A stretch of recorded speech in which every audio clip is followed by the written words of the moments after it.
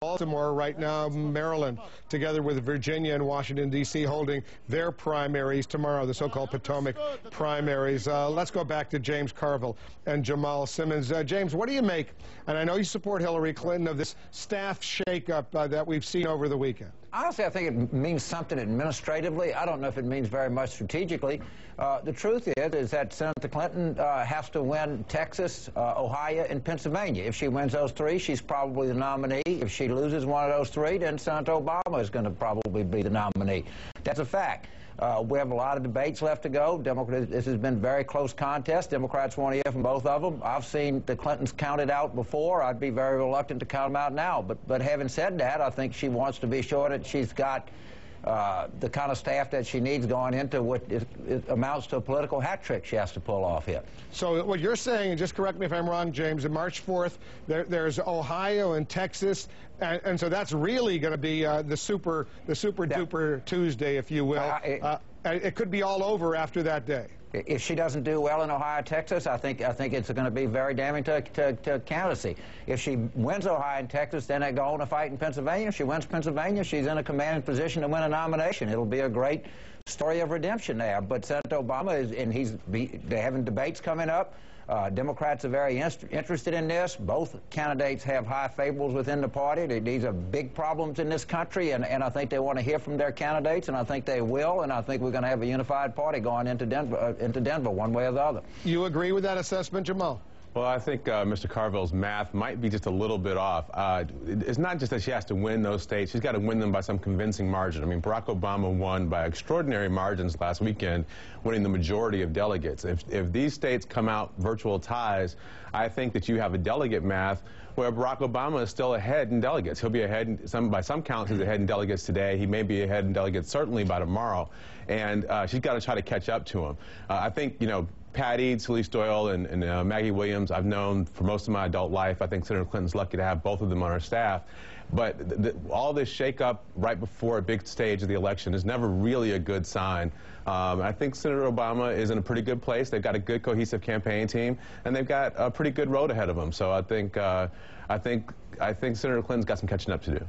Because the point is, James, as you well know, you know this better than anyone, that in these Democratic contests, even though there's a political gain by winning that state, in terms of dividing up the actual delegates, given the proportionate nature of how they do it through congressional districts, they could wind up with basically the same number of delegates, even though one candidate wins. They could, but Wolf, if you go in three big states like that, and Senator Obama has this momentum, if he's unable to capitalize on this, then the superdelegates and people conclude that he doesn't have a knockout punch. That's why people understand that they have big problems, and that's why they engage in this election.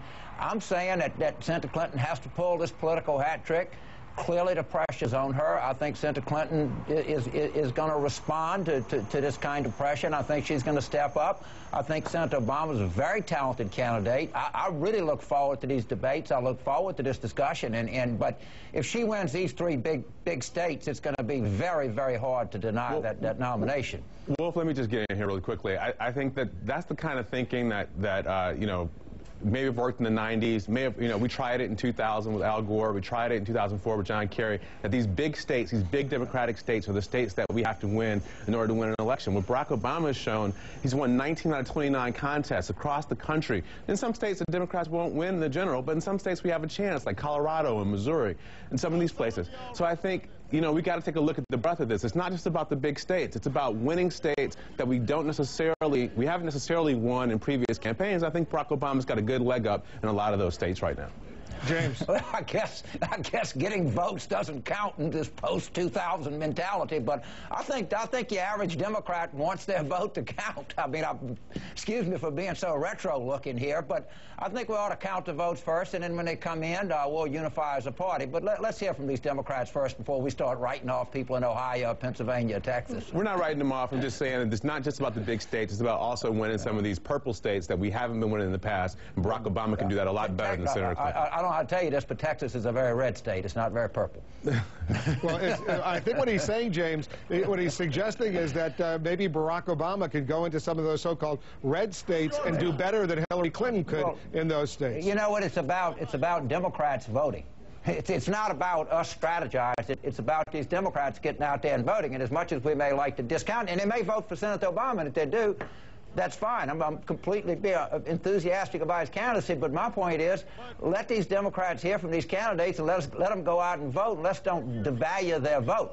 And that's the point that I'm making. And I think that they understand that this country has big problems. At every juncture, they've signaled that they want this race to go on. And it's their election and their party. Let's hear from them. And the good news is Democrats have been voting, and Barack Obama's been winning. So that's good news.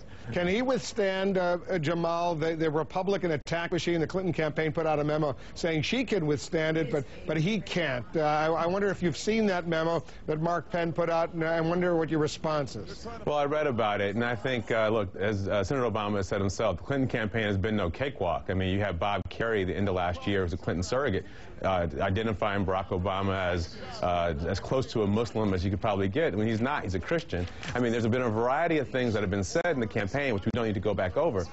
So Barack Obama has had to fight his way out of this corner, and now he's in a pretty good stride. And I think if the Republicans come, he'll fight his way out of that corner also. The one thing we do know is Barack Obama starts off with independents who are very favorable toward him, and Senator Clinton doesn't. She just doesn't have that kind of marketability right now. So we look forward to Barack Obama actually having a pretty good contest in the fall.